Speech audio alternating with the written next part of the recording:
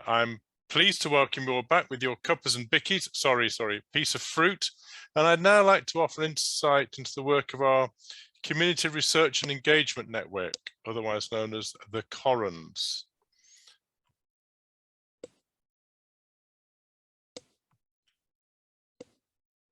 Claire.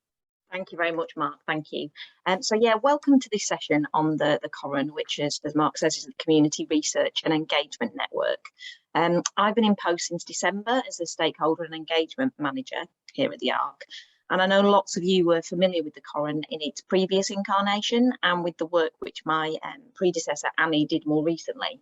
But the COREN has now evolved to some degree, including how it will work over the next couple of years of the ARC.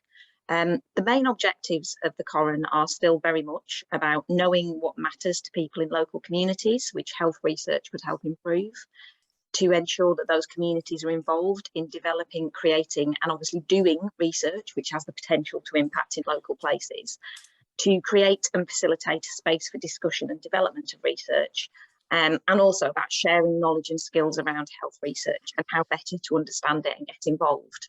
So we've got lots of plans over the coming months for how to achieve these objectives, to make sure that the research which the ARC does is very much embedded in communities across the region, working closely with local organisations and partners from the voluntary, community and faith sector.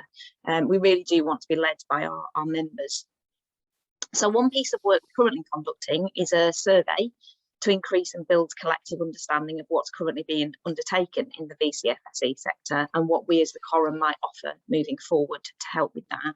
So I'm hoping we can pop a link to that survey in the chat so anyone can access it. And it really does only take 10 minutes to complete for any community organisations. So if it's relevant for you, please can you access that and fill it in, or obviously share it with anyone that you think might be relevant. Another piece of work is around skills development and knowledge mobilisation to help build capacity in local organisations to be involved in research, as well as to actually help researchers understand how to engage and work with local communities. So this session today is actually the first knowledge mobilisation session facilitated by the COREN in partnership with an organisation that we're working really closely with, and that's For Housing. There's going to be another 2 sessions in April and lots more to come as time goes on. So if you are interested in being kept informed, not just about these sessions, but about the ongoing work of the COREN, then please can I ask that you get in touch with me to be put on the COREN contact database. I can send out a very quick and easy online form for you to complete, which automatically adds you to the mailing list. And again, I can put my email address in the chat for that. So without further ado, I'm going to pass you over to Annie and Steph for the main body of this session, to share with you some insights about how organisations and communities can work with the ARC and with the COREN, and just as importantly, how we can work successfully with them. Thank you. Hi, thank you for that introduction, Claire. That's absolutely brilliant. Myself and Steph are here today to talk about our experience about tenants leading change in their community. My name is Annie McLean, and I'm the Community Development Officer at For Housing, which covers Salford, Stockbridge Village in Knowsley and Fitton Hill in Oldham. I've worked for the company for about 3 years now as the Community Development Officer in Stockbridge, but also support across all the For Housing areas. I've known Steph from day one, and we've worked closely together on a number of projects within Stockbridge. My name's Steph Tomlinson, and I've lived in Stockbridge Village 50 years. I'm a community activist and sit on the Community Voice panel. Volunteer at our local food bank and our local social supermarket, known locally as the Food Hub, and played a central part in the COVID response for our community. I've been a resident advisor and a public advisor for the last 8 years. And I was lucky enough to win Tenants of the Year last year at the Northern Housing Awards. And I was also nominated for a Lifetime Achievement Award at the TPAS Awards in 2021. Over to you, Annie. Thank you. So For Housing is a landlord that owns and manages more than 24,000 homes and delivers housing management services for other landlords. We work together and collaboratively with community activists, groups and partners to have a lasting impact on communities. This would not be possible without our equal partnership. We want to deliver real and lasting change that creates a future for people where anything is possible, turning dreams into reality. Working with our partners, we'll continue to invest in projects that give people a better quality of life by offering continuous learning opportunities, empowering tenants and delivering a person-centred approach. We will also focus on activities that reduce poverty, increase physical and mental health, and encourage community cohesion. This is all part of our wellbeing strategy to give us focus and direction. I'm going to put a link to the wellbeing strategy in the chat. At Full Housing, we have a committee called the Community Voice, which is made up of tenants and residents in 4 housing communities. We have 3 committees, one in Salford, Knowsley and Oldham. They act as the eyes and ears to identify key themes and issues arising in communities and feed into Full Housing. We work together to discover solutions that make more things possible for more people. We listen, learn and act on feedback, and it's important that we hear the tenants and residents and understand what matters most to them.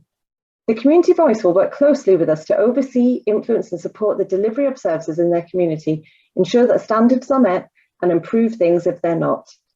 Meetings take place quarterly, and in between meetings, the committee will receive emails including any key updates. The Community Voice also manage a budget of £103,000 collectively across the 3 localities for the Community Fund and Local Area Improvement Fund, which is reinvested back into the community for community-led projects. Here's a short snippet of our Community Voice video, and I'll also share the link to the whole video in the chat.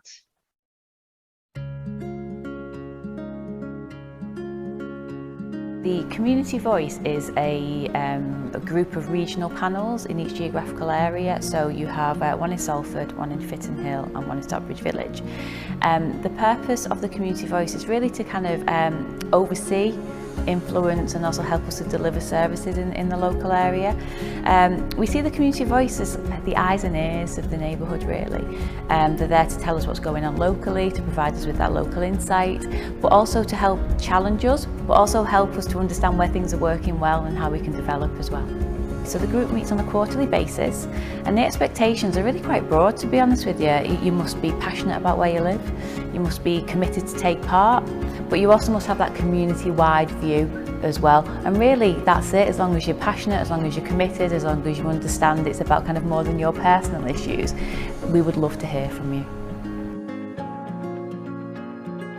I got involved in the Community Voice because I wanted to make some change happen for the better for Stockbridge Village. And it's only working in partnership with other Community Voice members and Full Housing that we can make change for the better for Stockbridge Village.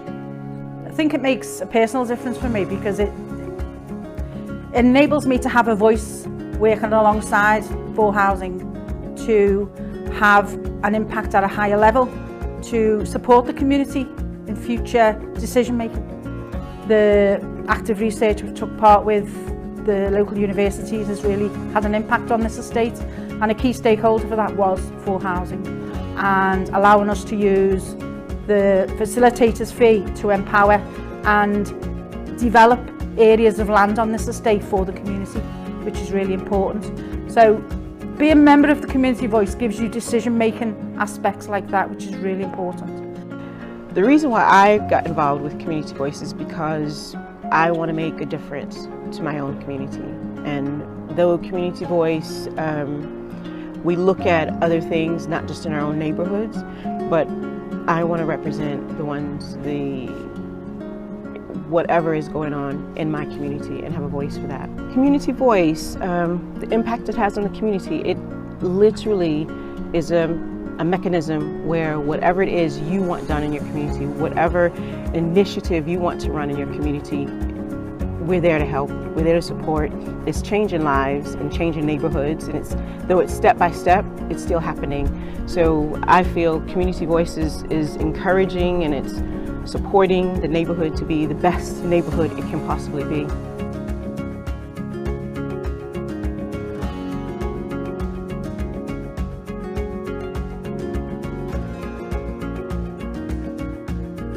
I get a lot of enjoyment and a lot of self-worth in it, because I know behind the scenes that they are trying to make that Full Housing are trying to make a difference and are trying to deliver projects to the community, because I don't think the communities as a whole always know that.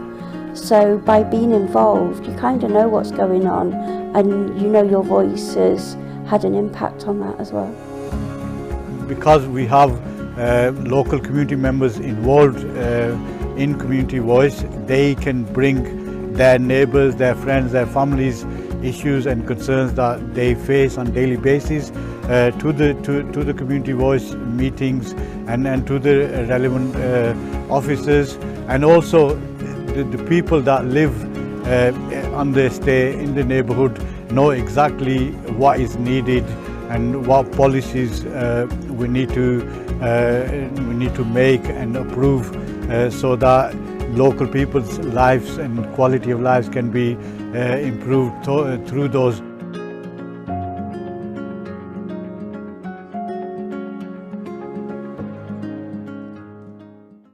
The Community Fund supports grants of up to £500 for the local community projects that benefits for housing communities. We wanted the fund to be inclusive for all, so community group constitutions are not required, and schools, individuals, voluntary and private sector, basically anyone can apply as long as it benefits the for housing communities. The application form is very, very simple, and there are no hoops to jump through to apply. We provide the committee with a monthly report that condenses the applications, and the Community Voice members have 7 days to approve or decline. The Local Area Improvement Fund was only launched last April. This budget supports grants of up to £3,000, which make lasting and noticeable improvement to the neighbourhood or environment and enhances the quality of life for the whole community, from communal gardens to improvements to recycling facilities and notice boards. Last financial year, during 2020 to 2021, over £60,000 of community fund grants were awarded to over to 130 activities that directly benefited 1,387 tenants. We captured much more information through photos, quotes from our feedback form, and we're in the process of creating a film with the help and support of Community Voice members to help promote the funds. I'll hand over to Steph now to talk through a case study. We have a long-term volunteer in our community called Sandra Bold. She's lived in Stockbridge for many, many years, and towards Christmas 2020, we put an appeal out to the community for toys for children in the community. Quickly, our funds ran out. Sandra applied for £500 from For Housing's community fund to ensure we could support as many families as possible with toys for the children. The project helped some of our hardest hit families, and they were very grateful for the support they received during the Christmas period, especially during COVID times. In total, 100 children, 68 families benefited from the community fund, and also support from the community and businesses. I think the Community Voice offers such a great opportunity for the community to be part of the Community Voice panel, and also ensure that awards that are given have a positive reflection on what the hard work the community does. So for me, Community Voice member is really important to me, to have a voice for my community and to enable them to empower activities and empower themselves to move forward with projects, either solo projects or group projects. I'll hand you back over to Annie. Thank you. In 2017, For Housing was commissioned by Clark, which is a university-led research project in partnership with the National Health Institute Research. The purpose was to increase resilience in local neighbourhoods by working together equally as partners. The project worked alongside residents of Stockbridge Village to identify what matters to people and look at what needs to change, and then work alongside residents, professionals and policymakers and stakeholders to develop solutions. Residents became resident advisors. I truly believe that this was the foundation of building trust and improving our relationship with the residents in Stockbridge. This is where Stockbridge in Stories 1 and 2 was born, which Steph will go into further detail about in the next slide. Before doing so, it's important to note that For Housing was paid £7,500 per year to facilitate the project, and we decided to reinvest these funds back into the community with the support of the resident advisors. In total, £20,000 was reinvested back into the community with the help and guidance of the community. The project has now come to an end, but the legacy lives on with the projects established and the relationships built. And I've put a wee link in the chat as well Back over to you, Steph. Let me tell you about Stockbridge in Stories. I was one of the resident advisors that took part in Stockbridge in Stories. It was born from a series of community conversations we had with the community, and the key areas were highlighted that were chosen to be part of our research project. We worked with an illustrator, Len Grant, and we commissioned him to work with us to bring our stories to life. These stories to the people, from the people. Our first booklet was on social isolation, and we undertook a series of interviews with local residents and partners. From our first booklet, key factors that were identified and policies changed to incorporate our findings. For example, residents wanted clubs to reopen that were once flourishing, and others wanted more information on what was available in their area. Stockbridge in Stories covered young and old, disabled, and those who live alone. In telling their stories, we produced a booklet and an exhibition roadshow, and it was presented to local councillors, Liverpool City Safeguarding Board, and National Clinical Psychology Conference, and in total was represented 22 times to 2,500 people. The purpose of the research project was to identify gaps in service provision and strengthen partnerships with the community and services, including our social landlords. The content of our first booklet was we identified services available to support residents with the community to seek support and become more involved. Our second booklet was quite hard-hitting and close to home for me, was Hidden Struggles with Drugs and Alcohol. The booklet was a hard-hitting subject and was delivered sensitively due to the subject matter, but again, these stories were from the people to the people. The booklet identified support needs of our community and highlighted services that wasn't readily available. Through the booklet, we identified services that our community could access, such as TGL, which stands for Change, Grow, Love, which is a drug and alcohol service, and increasing awareness of other in-house support within for housing who have a tenancy sustainability service, which also has its own addiction worker. Stockbridge in Stories has left a legacy and is alive and active and still going strong today. We've put a link to the booklet in the chat and hope you find it useful reading.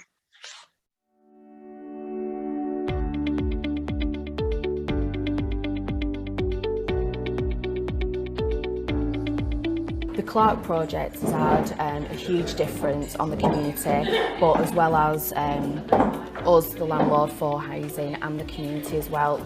It's been true co-production, equal voices, and it's had a huge positive experience for the community and for us in terms of things that have been developed since the project. Craig's community gardens have been developed, but also we've really improved relationships between for housing and the community, which has made a huge difference.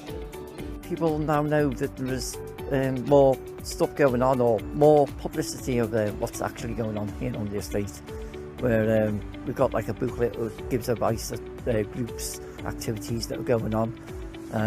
Also, as a consequence, we're here in Craig's Community Garden. The facilitators fee that For Housing have, they've reploughed it back into the local community, and we've managed to get this garden renovated.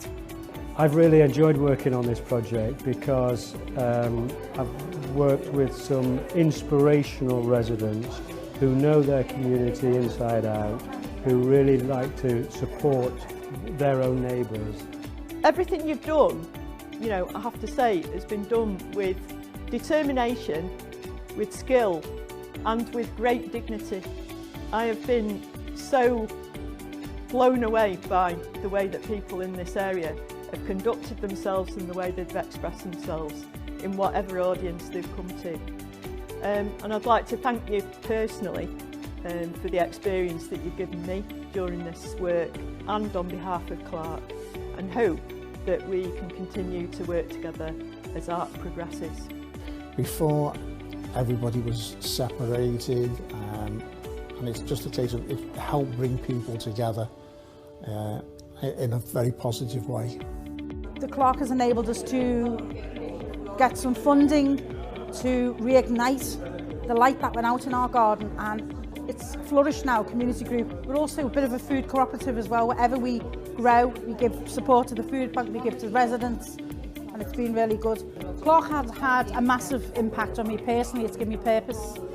It's given me a voice for my community. It's given me the strength to work with partners and also have a voice for the community, which is really important. There's also social elements involved now where we take food we have grown in the garden, and every Friday we'll cook a meal and have a little social sit down, you know. I think it's fair to say that Lancaster University and For Housing are so proud of all of the work that has been achieved, and I don't think that we could have envisaged the outcomes that have been achieved when this project started off 2 years ago.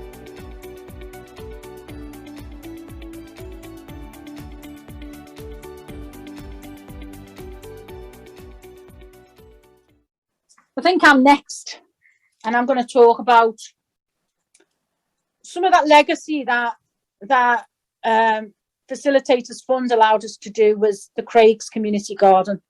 The Craigs Community Garden is a small oasis right in the middle of 3 high-rise blocks of flats. It was neglected.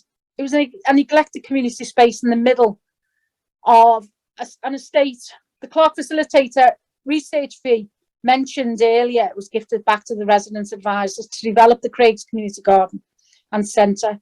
This would not be, it just wouldn't have, I've got a script, but I'm not going to read from the script. It wouldn't have been possible without this money. We've got a dedicated core group of volunteers. We worked with Incredible Edibles Knowsley to get us off the ground.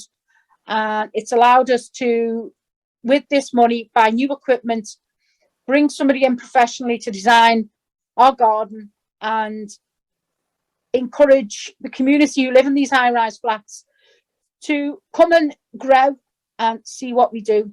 I think some of the other things that's been really important to us is the community centre right next door to the garden had a very small tiny kitchen. It's been, with this funding, it's been redesigned into a larger cooking space, and French doors were installed from the centre, so the garden is now DDA compliant and more accessible for all.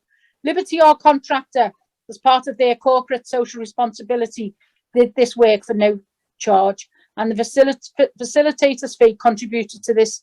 This has been important to make it more inclusive for the whole community and to access Foodie Fridays in the garden.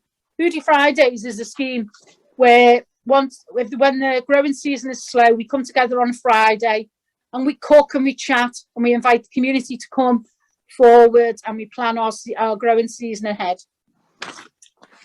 I'm going to hand over to Annie next. Thank you, Annie. Oh, thanks, Steph.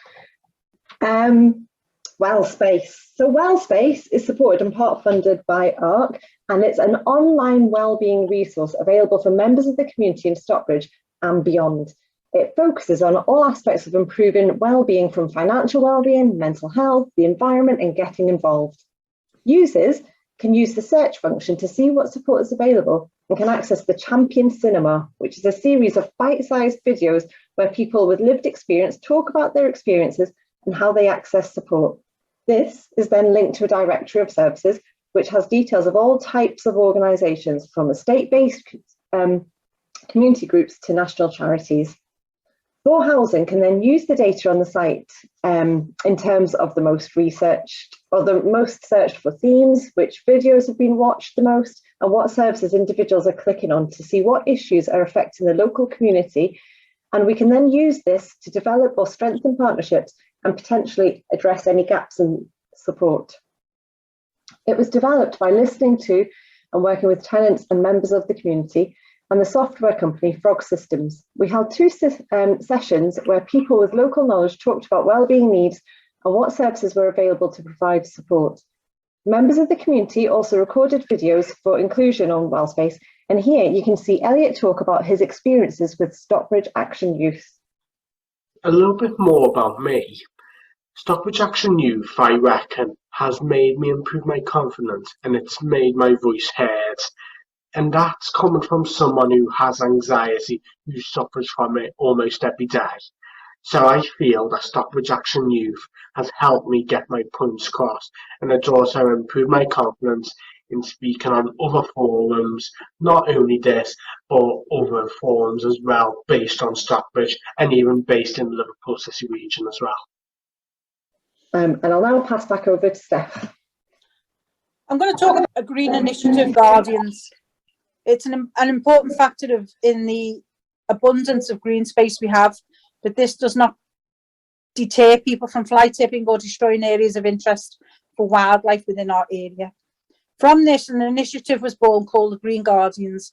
We were able to secure £20,000 in external funding to promote green space and environmental projects such as community cleanups, development of Gardens in the Sky project, which is an edible basket that every tenant can have in the high-rise blocks, and they can have strawberries and tomatoes, or they can have flowers, whatever they decide. Plus other workshops and health and wellbeing events. To date, we have had a harvest festival and a Halloween party in a wooded area called Little Woods of Stockbridge. The project encourages the community, with support from Green Guardians, to take ownership of their road, to clean up and deter fly tipping, and encourage wildlife to return. There are other projects in the pipeline over the next 6 months. The project is I think it's really important for Stockbridge because it ensures the community takes ownership of its own area of land, their street or their alleyways, and it's been very, very positive. Stockbridge Village, it also brings back the community spaces to a clean, litter-free, vibrant place to live and grow and enjoy. I'm afraid it's me again. I'm going to talk about our after-school project called Play Streets. It was born from an initiative based in Salford and piloted in Stockbridge Village, which works to put on activities in the school holidays for families in partnership with the community, volunteers and partners. This has grown and is very popular and has become a great success, giving families the opportunity to attend a range of activities on their doorstep at no additional cost. One of our aims is to ensure we provide free packed lunches for all children that attend to help combat holiday hunger. The feedback we have received has been very positive, and children coming up with ideas of activities they would like to do. Last summer, we secured £20,000 of funding from the Holiday Activity Fund, which contributed to an epic, very successful programme, welcoming families back to face-to-face provision. 96 sessions delivered and 109 hours over 5 weeks, working with 16 different partners, including the community, and 13 different types of sessions. In November, we found out that the project won Working in Partnership Award at the Chartered Institute of Housing Awards. Play Streets would not be as successful that it is without the collaborative approach between For Housing, the community and local partners. We were really lucky to take part in a project called Tall Tales, which is part of Knowsley's and Liverpool's City of Culture. And this was our stories projected on a huge block of flats from many, many years ago. This was a rare and really unique opportunity. It was produced by a company called Luminos in partnership with other stakeholders, including For Housing and the council, Knowsley Borough Council. It was an absolutely amazing, fantastic opportunity for our community to hear stories from the Queen's Jubilee, to riding bikes in the park, to picnics on the field, to people's journey through the years in Stockbridge Village. It was attended by over 1,600 people, and it was an amazing light show that shone right across our estate. It was fantastic, and it took a lot of hard work to get it off the ground, but we were really lucky, and a very rare opportunity for our community to want to have this on our doorstep. It's me again, unfortunately, and I'm going to talk to you about our food hub. 2022 has hit us now, and food poverty and fuel poverty is massive. We have a really wonderful opportunity in Stockbridge called our food hub. It's a social supermarket in a way, and it's based in our community hub. And over the we've been running for about 16 months now, 17 months, and numbers have increased fourfold. It's gone from strength to strength, and it was launched in November 2020. So we have over 250 members signed up for our food hub, and people can pay £3.50 with £15 worth of food. And this includes fresh meat, fish, dairy and fruit and vegetables. We've had a donation from a local business of £1,500 to enhance the range of foods on offer. The popularity of our food hub is growing. We are seeing new people weekly signing up to our food hub, And in 2021 at Christmas, we were lucky to secure £1,000 funding from our partner, Knowsley Town Council, to offer 100 hampers free of charge, which included items for such a Christmas dinner. This was taken up very quickly and the community were really grateful. Myself and another member of the Community Voice, John Carroll, have volunteered at the Food Hub from day one. This has been integral to the popularity of the Food Hub, as we know the community very, very well. I've just talked about tall tales, so I jumped ahead of myself a little bit. I really do apologise. The key factor for me as a tenant is investment and listening to communities' views to develop strong relationships with the social landlord for the better of the community. For me, collaborative approach needs to be adopted to ensure relationships remain strong. Clear lines of communication and regular meetings enhanced and improved relationships between the community and its partners. That's me done and dusted. Thank you very much.